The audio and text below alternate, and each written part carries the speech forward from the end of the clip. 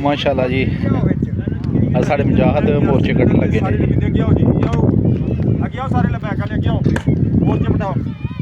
अलहमदुलिल्लाह तहरीक लबैक के मुजाहिदीन सारे अलहमदुलिल्लाह अपने फौजी भाइयों के नाल दोस्तों के नाल शाना बशाना इंशाअल्लाह ताला इस कुफार की मंजी ठोकने वास्ते पहुँच आए हैं। इंशाअल्लाह ताला असी हर महाज से हर जगह पे अपने मुजाहिदीन के नाल इंशाअल्लाह ताला क्यों कि मैं बात कहना कि आम कुफर तक पहुँच जाए। जिस टाइम राणा सांगा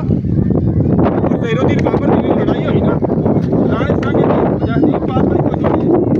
80,000 का लश्कर थी राणे सांगे का लगे बहुत ज़हीरुद्दीन बाबर ने एक ही बात की थी। एक बात ऐसी हुई जी बंदे वर्षों से लग जाती तो वही बात होती जमीन की तह जी जी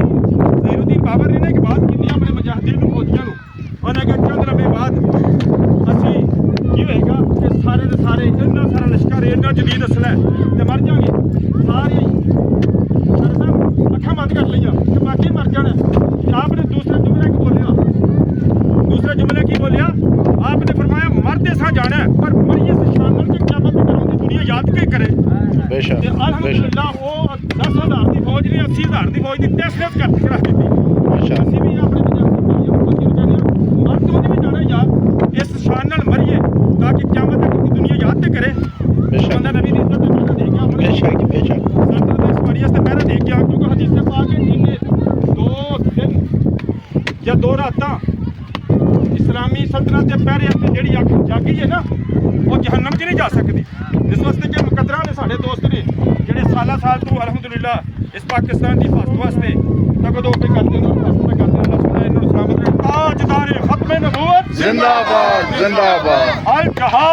जहाद लब्बैक लब्बैक अल जहाद लब्बैक लब्बैक माशाअल्लाह ये